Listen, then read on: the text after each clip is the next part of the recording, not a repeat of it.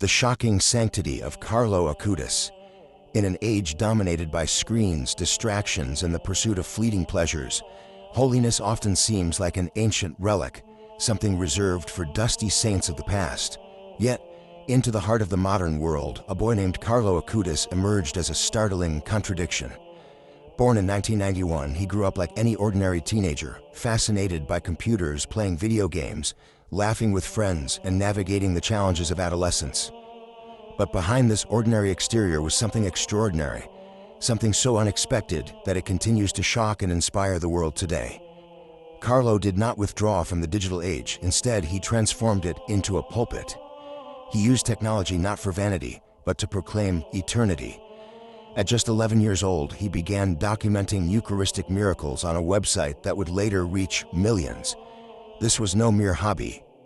It was a mission fueled by profound faith and love for Christ in the Eucharist. By the time leukemia claimed his life at 15, Carlo had already built a spiritual legacy far greater than many achieve in a lifetime. His life poses a radical question. In a world obsessed with temporary trends, what does it mean to be a living temple of God?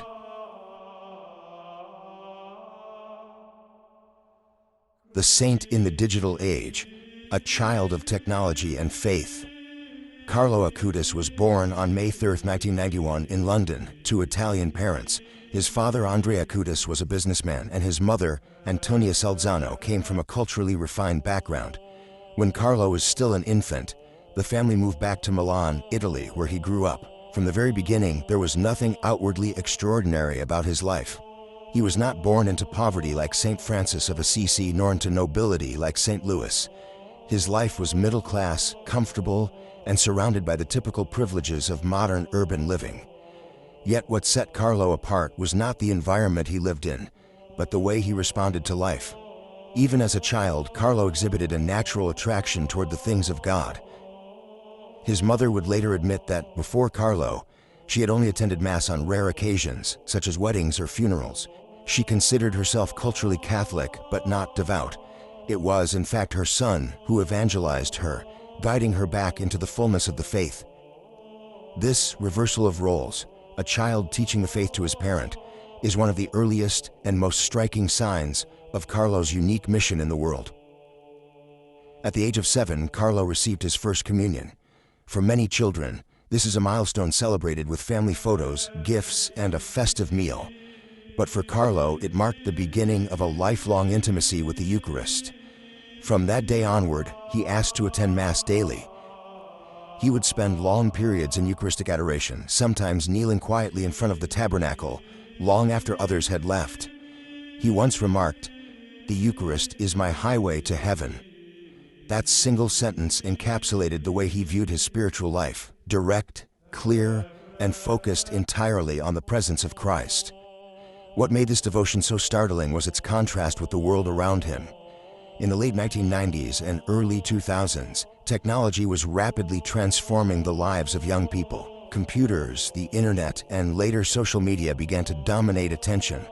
For many, this new digital frontier became a playground of distractions. Yet for Carlo, technology was never a substitute for faith. It was an instrument to magnify it. He quickly mastered computer programming, web design, and video editing, not to build fame for himself, but to make the mysteries of God more accessible to others. Carlo's classmates remembered him as joyful, friendly, and approachable. He loved playing soccer, enjoyed making jokes, and had a healthy appetite for pizza and ice cream. In many ways, he was completely ordinary.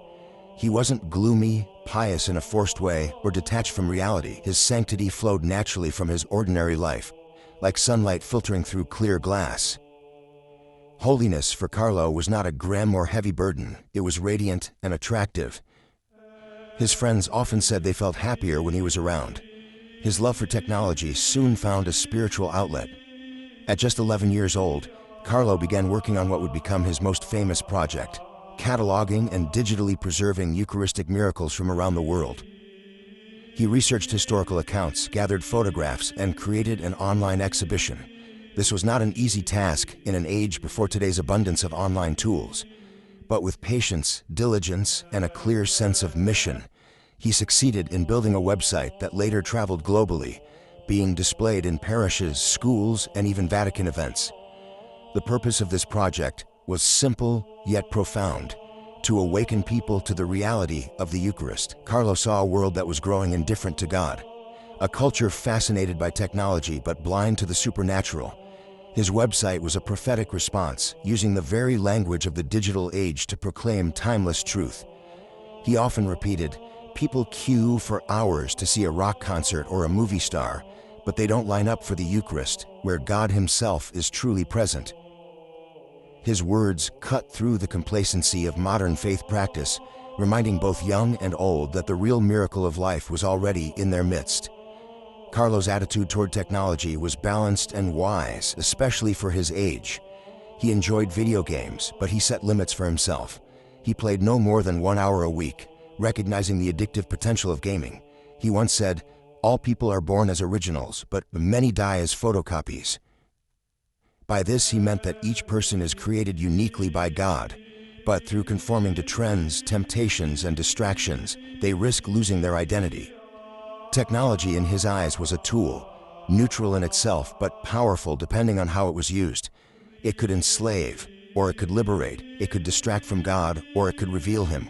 Carlo chose the latter. This vision of sanctity, rooted in both tradition and modernity, was shocking to many.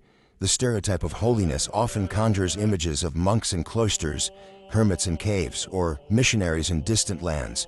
But Carlo demonstrated that one could become holy while wearing sneakers, surfing the internet, and laughing with friends. His holiness was not escapist, but incarnational. It embraced the very fabric of modern life and infused it with eternal meaning. Carlo also demonstrated remarkable maturity in how he related to people.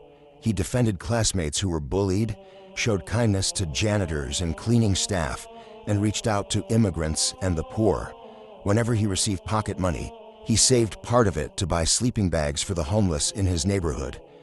He saw Christ in everyone, and he acted on that vision in concrete, practical ways.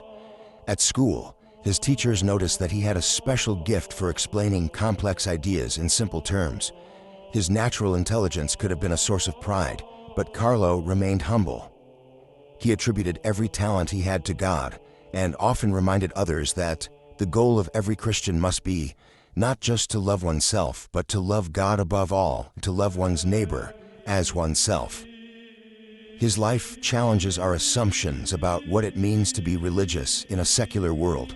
He shows that holiness is not about retreating from reality, but about transforming it. Carlo didn't just pray in church. He prayed with his computer, with his camera, with every tool that technology gave him. His spirituality was integrative. He understood that God's presence is not confined to sacred spaces, but extends into every pixel, every byte, every click. In reflecting on Carlo's life, one is struck by the harmony between the ordinary and the extraordinary. He lived like any normal teenager, yet with a depth of faith that illuminated everything he did. The shock lies in the simplicity. He did not perform grand public miracles. He did not write theological treatises. He did not travel the world as a missionary. Yet his very ordinariness became extraordinary when animated by divine love. This is why Carlo Acutis is often called a cyber apostle. He bridged the ancient and the modern, the eternal and the digital. His short life demonstrated that sanctity is not a relic of the past, but a living possibility for the present. In the age of smartphones, social media, and virtual reality, he reminds us that the most powerful reality is still the presence of God. Carlo Acutis was both a child of technology and a child of faith. He embraced the tools of his age not as idols, but as instruments. His life teaches us that holiness is not about rejecting the modern world, but about sanctifying it. And in doing so, he became a radiant example of what it means to be a temple of God in the 21st century.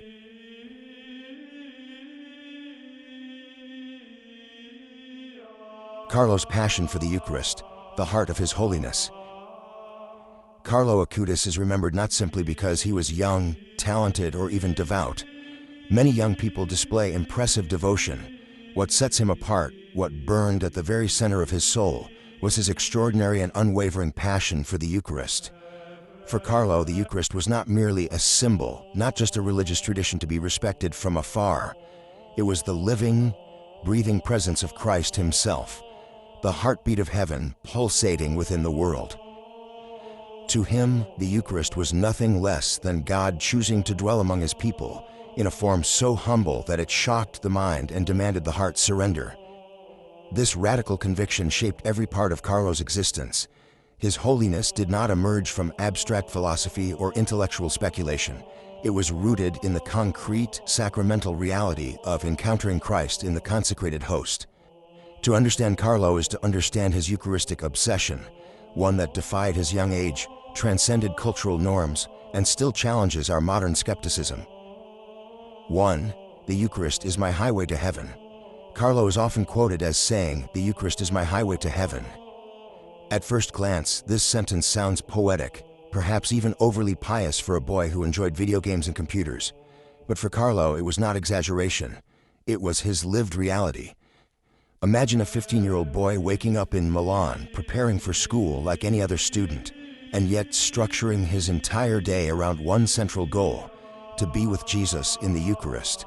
Daily Mass was not a burden but a lifeline. He received Holy Communion every day, not as a mechanical ritual, but as the defining moment that gave shape, energy, and eternity to the rest of his day. This devotion is not easily explained in our world, where even many adult Catholics treat Mass as optional or routine. Carlo's perspective flips modern priorities upside down. Instead of centering his life around school, sports, or entertainment, he centered everything around the tabernacle. The Eucharist was not an accessory to his faith, it was its nucleus. A childlike love with matured depth. Some might wonder, how can a teenager with limited life experience grasp the depth of the Eucharist? Carlo did not understand it merely as a theological concept. He lived it with the wonder of a child and the seriousness of a mystic.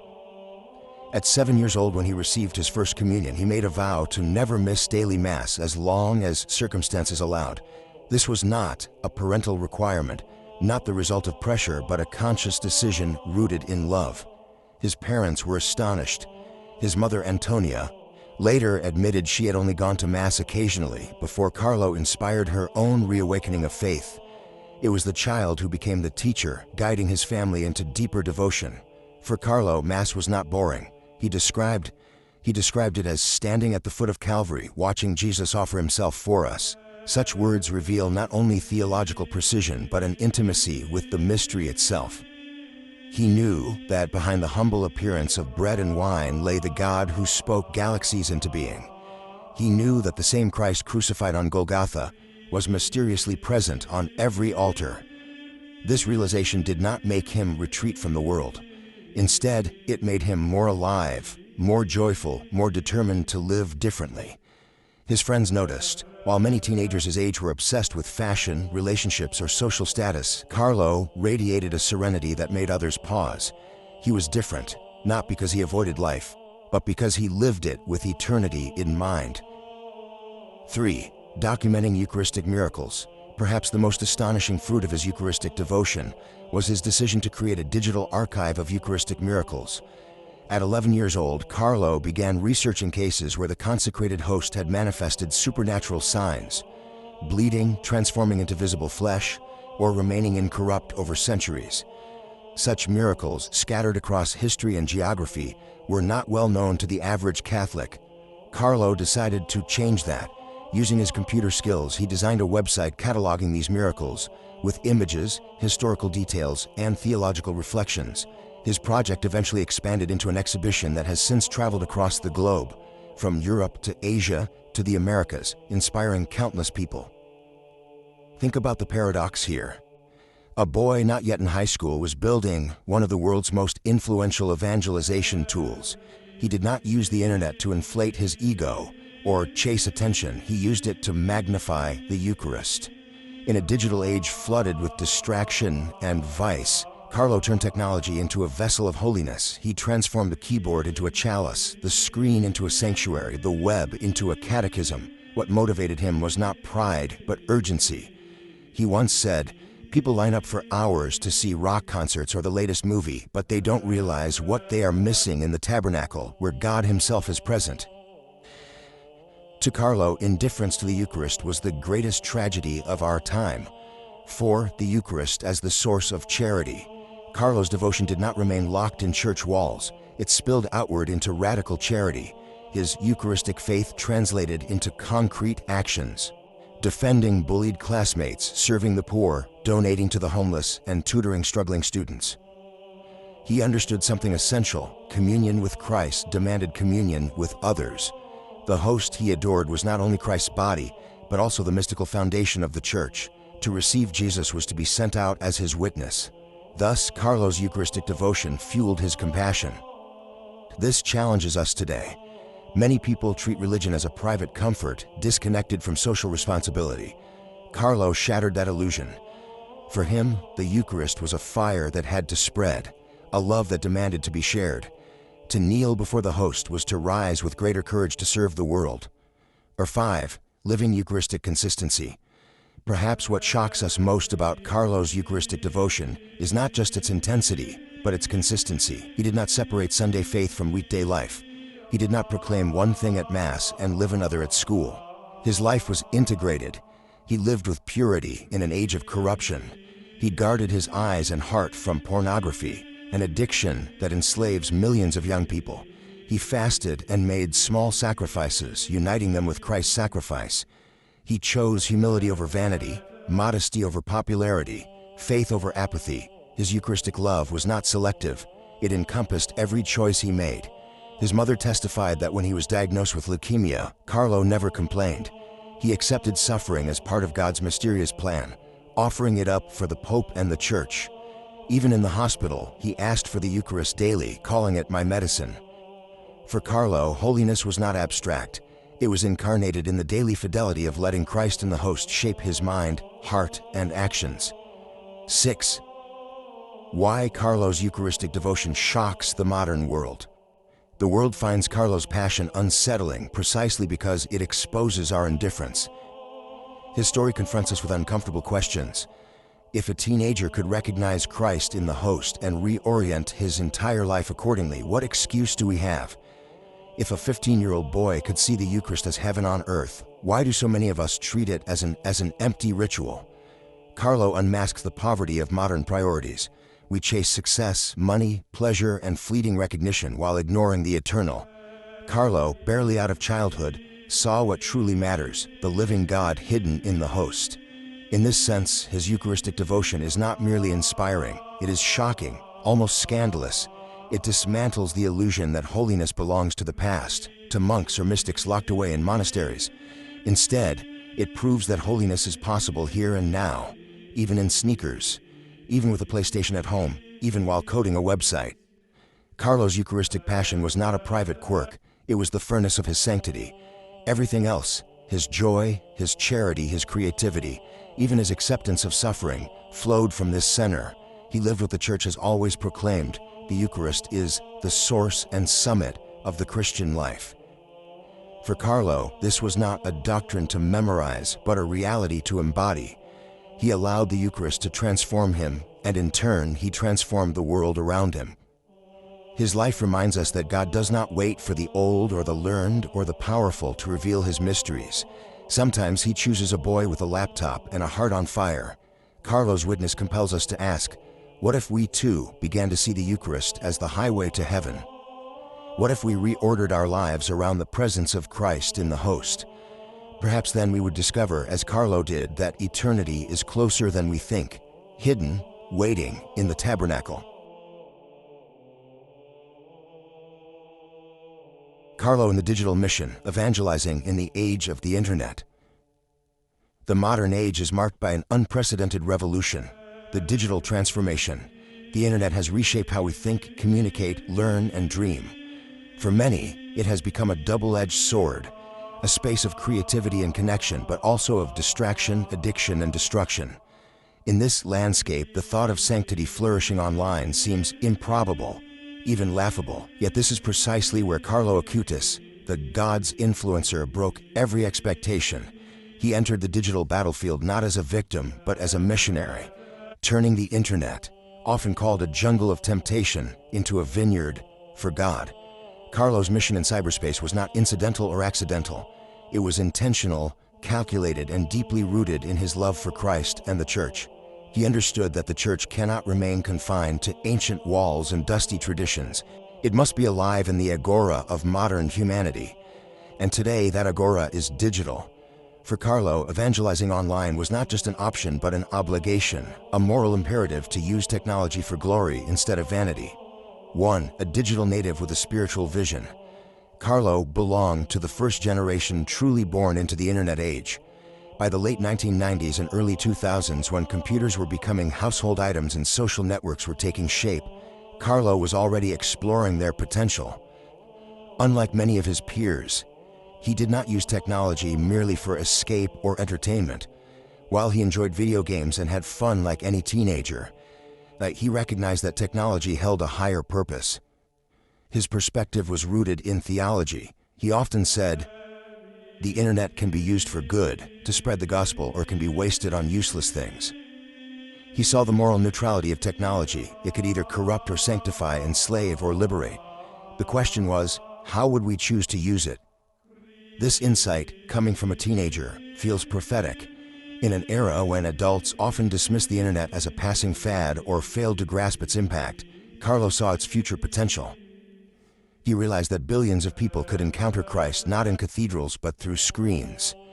Instead of fearing the internet, he sought to consecrate it. 2. Building a website of miracles. Carlo's most famous digital project remains his website, cataloging Eucharistic miracles. What is striking is not just the technical accomplishment, but the spiritual motivation behind it. At only 11 years old, Carlo began researching Eucharistic phenomena across history. He gathered details, images, testimonies, and church documents, meticulously organizing them into a structured archive. The result was not a crude web page, but a professional platform that later inspired a global traveling exhibition translated into multiple languages. Tens of thousands of people who might never have opened a theology book were introduced to the mystery of the Eucharist because of Carlo's online work. It is important to pause and realize the contrast here. While most teenagers were uploading selfies or memes, Carlo was coding a site to proclaim the real presence of Christ. He transformed his keyboard into a pulpit, his mouse into a pointer toward eternity. He once said, "The more Eucharist we receive, the more we will become like Jesus, so that on this earth we will have a foretaste of heaven." His website was not just information, it was an invitation to experience heaven breaking into earth. 3. Evangelization without preaching down. Carlo's method of digital evangelization reveals a deep wisdom. He never preached to people as if they were projects. He did not use the internet to argue aggressively or to shame unbelievers. Instead, he presented truth beautifully, simply, and attractively. His website was designed not as a lecture but as a window into wonder. Friends who knew him testify that he embodied this same attitude offline. He did not judge those who struggled with faith. He lived joyfully, naturally, with integrity, and that itself drew people toward God. Online, he mirrored this approach. His work was subtle but radiant, a silent evangelization that whispered rather than shouted.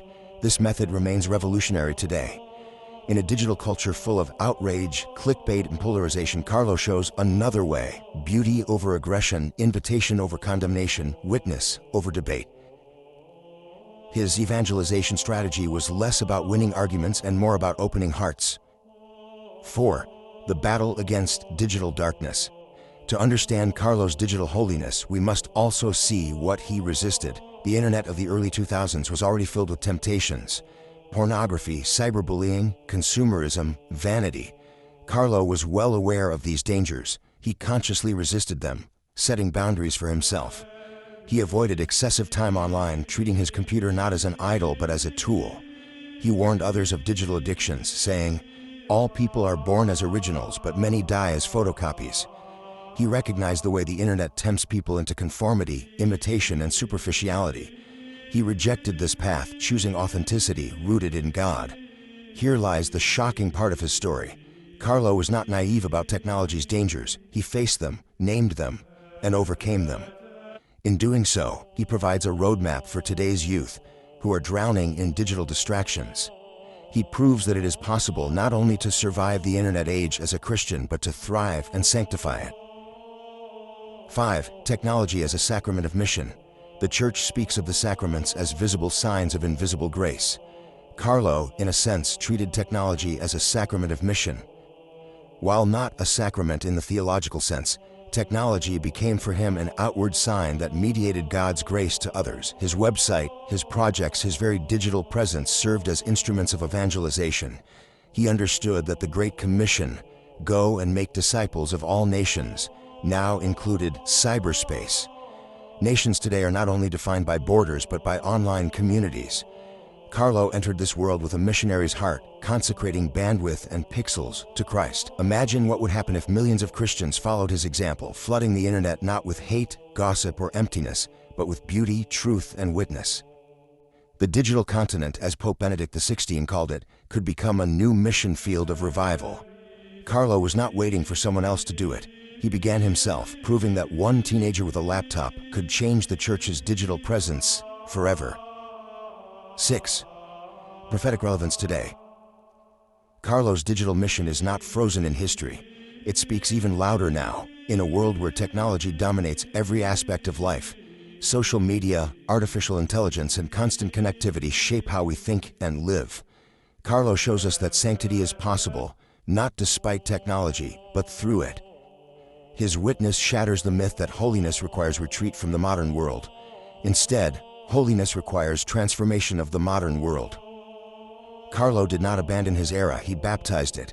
He proves that saints are not relics of the past, but architects of the future. His life raises uncomfortable questions. How do we use our own screens? Do our online habits glorify God or glorify ourselves? Do we spread light or fuel darkness?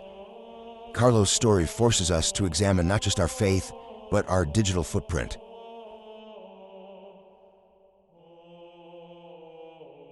Carlo's final battle: suffering, death, and the crown of holiness. The story of holiness is never complete without suffering. For the saints, suffering is not a tragic interruption of life, but the final stage of purification, the ultimate test of fidelity, and the last opportunity to bear witness. For Carlo Acutis, this truth became painfully real in 2006, when the vibrant 15-year-old boy, full of dreams, laughter, and energy, was suddenly diagnosed with acute promyelocytic leukemia. In an instant, the ordinary joys of youth gave way to the extraordinary demands of suffering. Yet it was precisely here, in this crucible of pain, that Carlo's sanctity reached its climax. 1. The diagnosis that shocked everyone. Carlo had always been healthy and active. He enjoyed playing soccer, hiking, coding, and spending time with his friends. But in the autumn of 2006, his body began to fail him. He experienced fatigue, unusual bruising, and fever. Medical tests confirmed the devastating news: an aggressive form of leukemia, one of the deadliest cancers. For his parents, the diagnosis was crushing. They could not comprehend why their son, so young and full of promise, would face such a merciless illness. Yet Carlo himself received the news with a serenity that stunned everyone around him. While others wept, he remained calm, even smiling. He quietly said, "The Lord has given me this cross, and I will carry it gladly for him." This was not denial or youthful naivety. It was a conscious embrace of suffering, rooted in his profound faith. Carlo had long cultivated the habit of uniting small sacrifices to Christ. Now he was given the greatest sacrifice of all. 2. Offering his suffering for others. Carlo's immediate instinct was not self-pity, but offering. He told his doctors and family, "I offer all the suffering I will have to undergo for the Pope and for the Church, so that I may avoid purgatory and go straight to heaven." These words reveal astonishing spiritual maturity. Instead of seeing suffering as meaningless, he transformed it into intercession. This offering reflects the Catholic tradition of redemptive suffering, the belief that human pain, when united with Christ's passion, can become a channel of grace for the world. Carlo understood this deeply. His illness became his final mission field, his last digital project of the soul, invisible to the internet but visible to heaven. His mother later testified that Carlo never complained during his illness. Even as chemotherapy weakened his body, even as the pain grew excruciating, he maintained his serenity. He joked with nurses, smiled at visitors, and encouraged his parents to trust God. He once told his mother, "Do not be afraid. From heaven, I will help you more than I did on earth." 3. Hospital as a sanctuary. During his hospitalization, Carlo transformed the sterile, cold environment of the clinic into a sanctuary. His bed became an altar of offering. He asked to receive the Eucharist daily, calling it his medicine. When asked if he was afraid of dying, he responded, "Not at all. Jesus is waiting for me. The Eucharist has prepared me." This response was shocking to doctors and nurses. They were used to fear, despair, and resistance from patients so young. Instead, they encountered a boy whose gaze reflected heaven. One nurse testified that she felt her own faith rekindled simply by watching Carlo suffer with such grace. Even in his frailty, Carlo thought of others. He prayed for the children he saw suffering in the cancer ward. He comforted his mother, who was on the verge of collapse. He reminded everyone that death was not the end, but the beginning of eternal life. His faith transformed the atmosphere of the hospital into something luminous, almost otherworldly. 4. Accepting death at 15. Carlo's decline was rapid.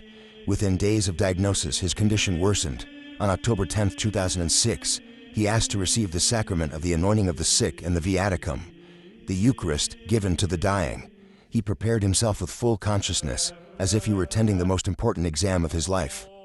He told his family, "I am happy to die because I live my life without wasting even a minute on things that do not please God." These words are almost incomprehensible for a teenager. While most 15-year-olds dream of the future, Carlo spoke as if he had already accomplished his mission. He viewed death not as theft, but as fulfillment. He embraced it with anticipation, believing that heaven awaited him. On October 12, 2006, Carlo Acutis died peacefully. His mother held his hand as his soul left his frail body. His last earthly breath was not a cry of despair, but a whisper of surrender. "I am ready." 5. The shock of holiness in death. Carlo's death shocked everyone who knew him. It was not the tragedy of wasted potential, but the revelation of completed mission. His funeral was crowded not only with friends and family, but also with strangers touched by his witness. Many testified that Carlo's serenity in suffering had awakened their faith. His body was later moved to Assisi, the city of St. Francis, whom Carlo admired deeply. When his tomb was opened years later, his body was found in an exceptional state of preservation. This became a visible sign of his sanctity, a shocking reminder that holiness leaves traces not only in memory, but sometimes in matter itself. Carlo's story dismantles the myth that death is the enemy to be feared at all costs. For him, death was the doorway into eternal life, the moment when faith became vision. He once said, "Our goal must be infinite, not the finite. The infinite is our homeland. Heaven has been waiting for us forever." His death was the exclamation mark on a life lived with eternity in mind. 6 lessons from Carlo's final battle. Carlo's final battle teaches us lessons that are both inspiring and unsettling. First, suffering can be sanctified. Carlo did not ask, "Why me?" He asked, "How can I use this for God?" His illness became a school of charity and surrender. Second, death is not the end. Carlo faced mortality not with fear, but with trust. His witness challenges our culture's obsession with prolonging life at all costs, reminding us that eternal life matters more than earthly survival. Third, holiness is possible at any age. Carlo did not need decades of life to become holy. In just 15 years, he reached a spiritual maturity that many never achieve. His short life became infinitely fruitful because it was entirely given to God. Finally, faith shines brightest in darkness. Carlo's sanctity was most visible not in health but in sickness, not in laughter but in tears. His death was not a defeat but a victory, the crown of holiness he had long prepared for.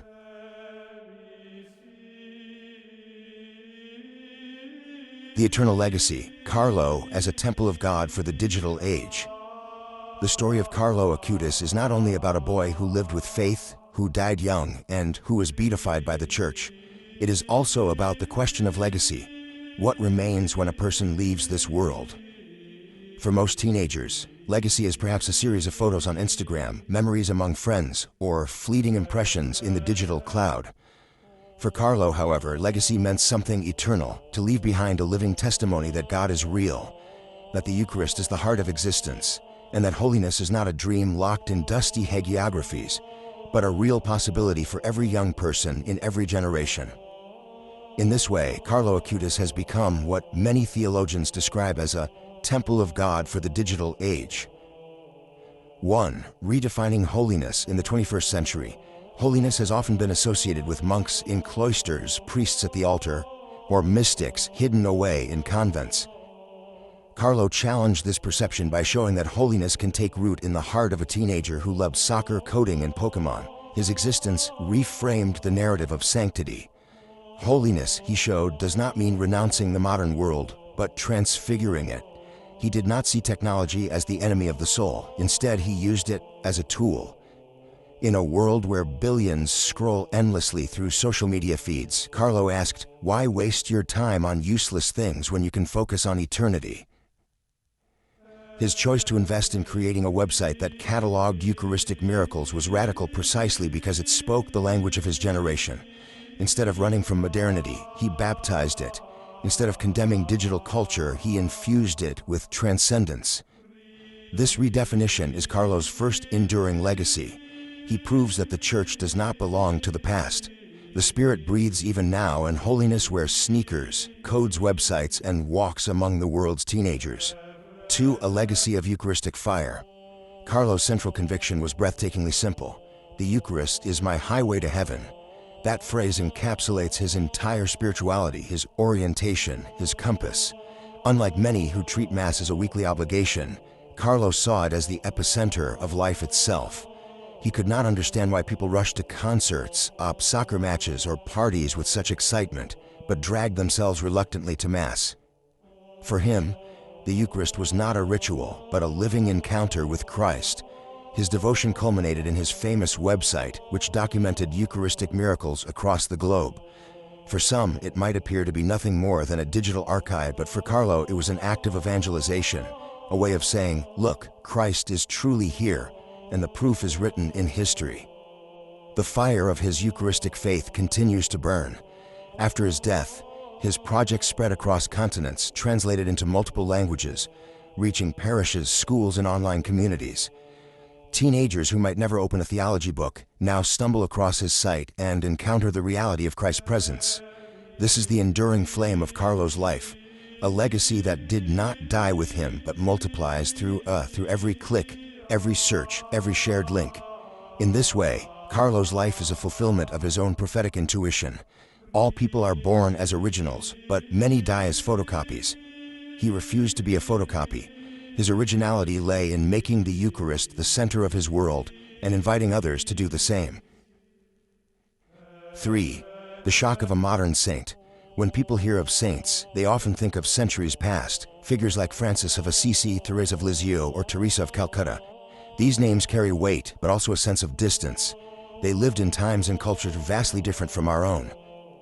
Carlo's existence interrupts this narrative with shock. He wore jeans and sneakers, he used email, he watched cartoons, he lived in Milan, not Nazareth. He died in 2006, not 1606.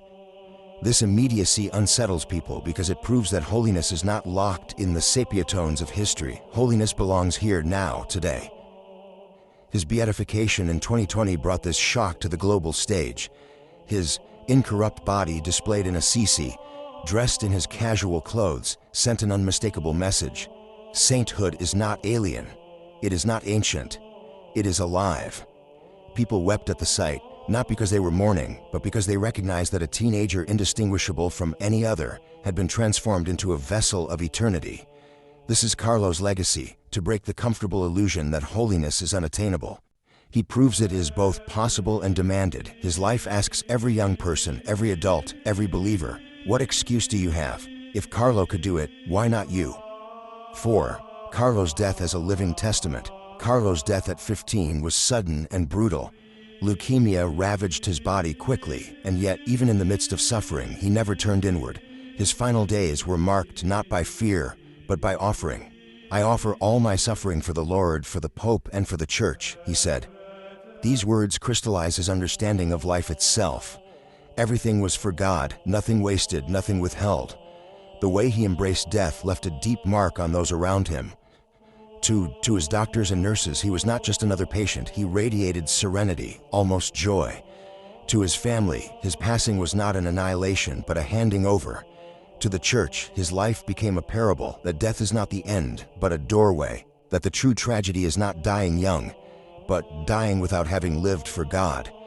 In this sense, Carlo's death was itself a proclamation. He became, even in his final breath, a temple of God, not a cold monument, but a burning altar where suffering was transfigured into love. 35. The temple in the digital wilderness. Perhaps the most unexpected aspect of Carlo's legacy is how profoundly it resonates in the digital wilderness of the modern world. For many, the internet is a place of distraction, vanity, and fragmentation. For Carlo, it became a sacred space.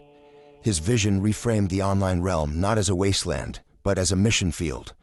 He demonstrated that pixels can preach, that hyperlinks can become pathways to God, and that even the language of technology can become a hymn. His work foreshadowed what Pope Francis would later call the digital continent, a place where the Church must be present if it wishes to remain faithful to its mission. In this light, Carlo is not only a saint for young people, he is a prophet for the Church itself. He shows that evangelization must not retreat into nostalgia, but must step boldly into the realities of the present age. If the world gathers on screens, then the gospel must shine through screens. If the digital space is the new marketplace, then Christ must be proclaimed there. Carlo's temple is not made of stone, but of code, connections, and witness. His temple is built every time a young person pauses to reflect on eternity rather than vanity, every time someone chooses to use the internet for truth rather than deception, every time technology serves love rather than ego. 6. The ripple effect of his witness. What is perhaps most astonishing is the ripple effect Carlo continues to have after his death. Pilgrims travel to Assisi to pray at his tomb. His story circulates in classrooms, homilies, and documentaries. Teenagers who once thought holiness was boring suddenly reconsider when they see a boy so much like themselves, yet transformed by grace. Parents who struggle to guide their children in faith find in Carlo a model of how young people can respond freely and joyfully. Priests and religious point to him as proof that the next generation is not lost, but capable of profound sanctity. The Church, in declaring him blessed, has given the world a living reminder that holiness is not an antique aspiration, but the destiny of every baptized soul. The ripple grows not because Carlo sought fame, but precisely because he did not. His legacy is paradoxical. He wanted to be hidden, but God chose to reveal him. He lived quietly, but his story resounds like thunder. He died young, but his witness is immortal. 7. A call to become temples ourselves. Ultimately, Carlo's greatest gift is not his story alone, but the invitation it contains. He did not intend to be admired, but imitated. His life was a reminder that every human heart is called to become a temple of God, not a cold cathedral of pride, but a living sanctuary where Christ dwells. This call is universal. It extends beyond age, culture, or technology. It asks every person, what is at the center of your life? Where is your temple built, on sand or on rock? Carlo's answer was clear. His temple was built upon the Eucharist, upon the eternal Word, upon the love of God, and because of this, though he died at 15, his temple stands forever. His legacy forces us to confront our own mediocrity. We live as though eternity can wait, as though holiness is optional. Carlo's story disrupts this illusion. He tells us that eternity is now, that sanctity is urgent, and that to postpone God is to risk wasting the one life we have.